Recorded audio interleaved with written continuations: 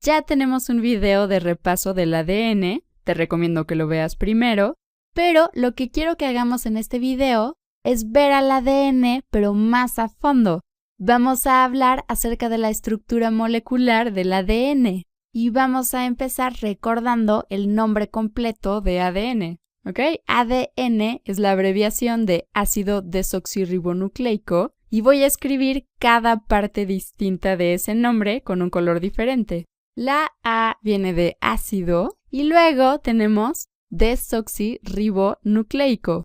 Ácido desoxirribonucleico.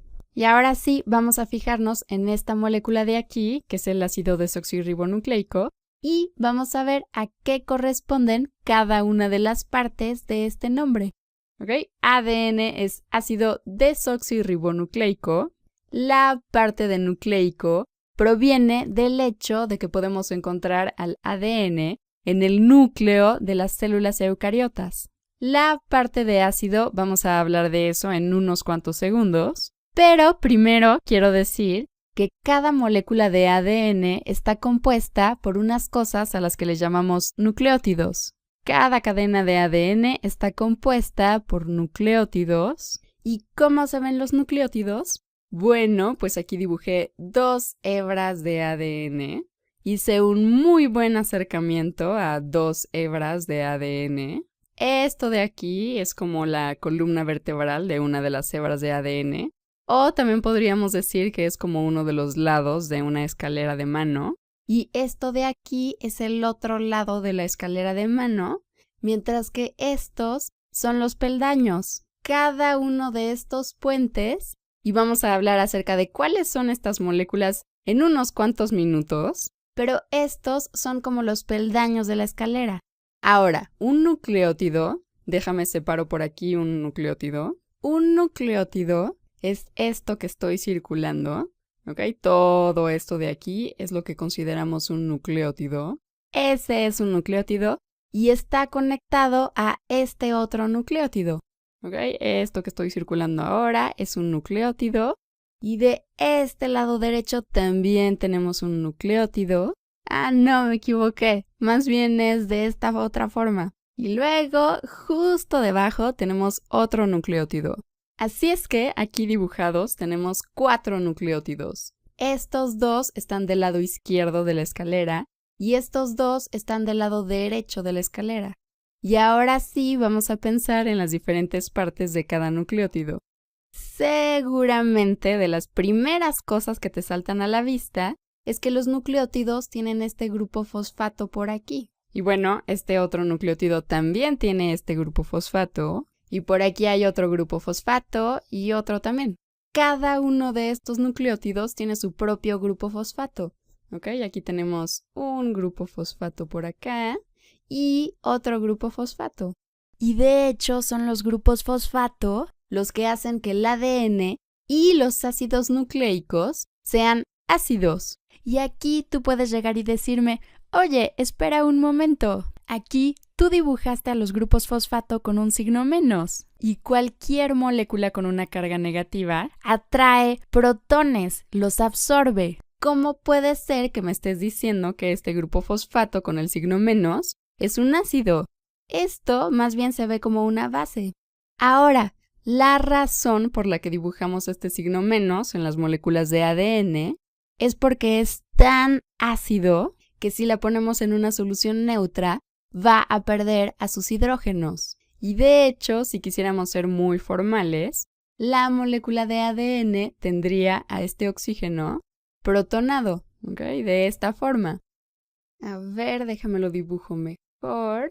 Formalmente nos deshacemos de la carga negativa y este oxígeno está enlazado con un hidrógeno. Ahora, este oxígeno realmente se quiere quedar con estos electrones. El oxígeno sí puede quedarse con esos electrones y entonces este protón de aquí se va con alguna molécula de agua o algo así, ¿ok? Estamos soltando al protón y por eso es que decimos que es un ácido. Si el ADN no estuviera en una solución neutra, tendría a todos sus hidrógenos, pero como es muy ácido, en el momento en el que lo ponemos en una solución, pierde a todos estos hidrógenos. Así es que son estos grupos fosfatos los que hacen que el ADN sea un ácido, que entiendo perfectamente que sea un poco confuso porque casi siempre que veas dibujada una molécula de ADN, la vas a ver con estas cargas negativas, pero eso es porque ya perdieron a sus hidrógenos. En efecto, estamos dibujando la base conjugada, pero es de aquí de donde proviene la parte de ácido, porque empieza protonado, al menos en su forma de ácido, y después pierde a todos estos hidrógenos. Ok, de ahí es de donde saca el nombre de ácido. Ahora, la siguiente cosa que seguramente vas a notar en estos nucleótidos es este grupo de aquí. Tenemos aquí este ciclo, este anillo, y se parece muchísimo a los azúcares. Y bueno, eso pasa porque es un azúcar. Este azúcar es un azúcar de 5 carbonos. Lo tengo dibujado aquí en su forma de cadena lineal y se llama ribosa. Ribosa. Y lo tenemos aquí en su forma de cadena lineal, pero como la mayoría de los azúcares también lo podemos tener en su forma cíclica. De hecho, puede tomar muchas formas cíclicas diferentes, pero la que es más comúnmente descrita es la que tenemos por aquí abajo. Claro que para describirla bien tenemos que ponerle números a estos carbonos, sobre todo porque el número de los carbonos es súper importante cuando estamos hablando de ADN, y siempre empezamos con el carbono del grupo carbonilo. Este carbono es el carbono 1', y así nos seguimos. Este es el 2', 3', 4' y 5'. Y para que se forme la ribosa cíclica, el oxígeno del carbono 4' utiliza uno de sus 2 pares de electrones libres. Okay, tenemos aquí un par de electrones libres y el otro par de electrones libres, y usa uno de estos 2 pares de electrones libres para formar un enlace con el carbono 1'. Y de esa forma toda la molécula se dobla y se forma esta estructura. También por eso lo dibujé de esta forma, porque realmente se dobla. Y entonces, cuando se forma un enlace entre este oxígeno y este carbono, el carbono puede soltar uno de estos enlaces con el oxígeno, y ahora el oxígeno puede usar esos electrones para ir y encontrar algún protón por ahí, ¿ok? Para hacer un enlace con un hidrógeno. Y una vez que pasa todo esto, nos encontramos de esta forma. Y solo para que quede más claro todo, este de aquí es el carbono 1', 2', 3', 4' y 5'. Y aquí donde tenemos el doble enlace en este grupo carbonilo, el carbono 1' suelta uno de estos enlaces dobles y de esa forma el oxígeno puede formar un enlace con algún protón de hidrógeno. ¿Ok? Y el carbono 1' lo encontramos por aquí. Antes tenía un doble enlace con el oxígeno, pero lo soltó y ahora el oxígeno tiene un enlace con este hidrógeno de aquí. Así es que este protón de hidrógeno es este de acá. Y por otro lado, este enlace verde que dibujamos por aquí, entre el carbono 4', o bueno, más bien, entre el oxígeno que está enlazado con el carbono 4', y ahora sí, el carbono 1', es este enlace que tenemos por aquí. Este oxígeno es este oxígeno que tenemos aquí. Y observa, este oxígeno está enlazado al carbono 4', como acá, pero ahora también está enlazado al carbono 1'.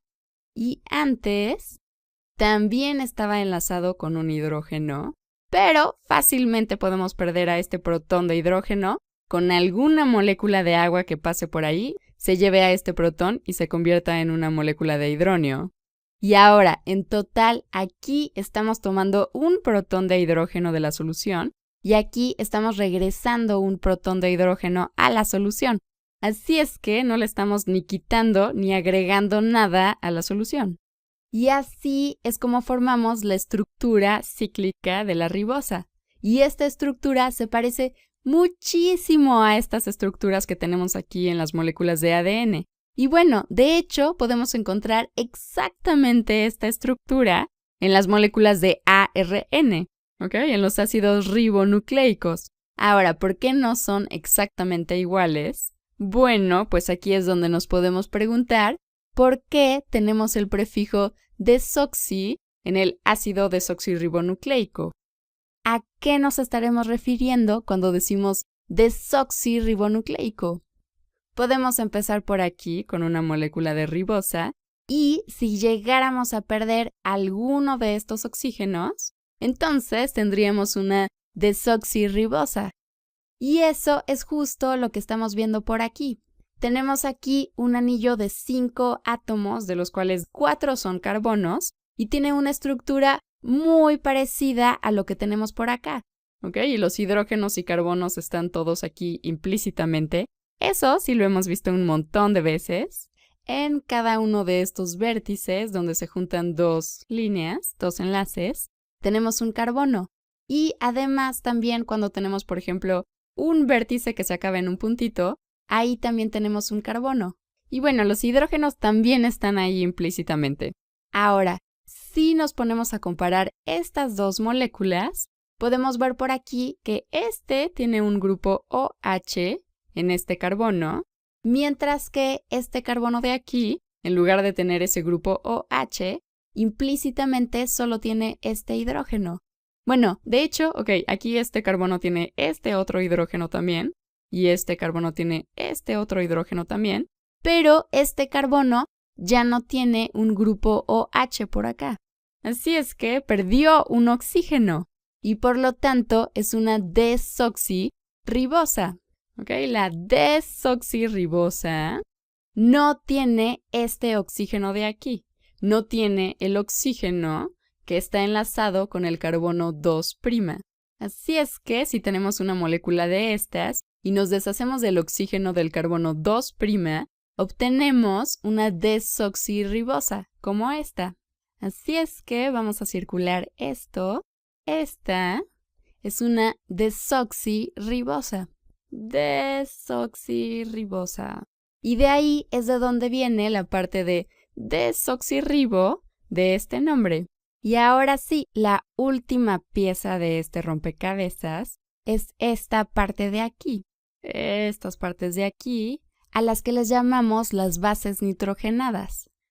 Esta es una base nitrogenada. Base nitrogenada. Y hay varios tipos de bases nitrogenadas. Aquí también tenemos otra base nitrogenada distinta. Y esta de aquí también es otra base nitrogenada distinta. Y observa, esta base nada más tiene un anillo.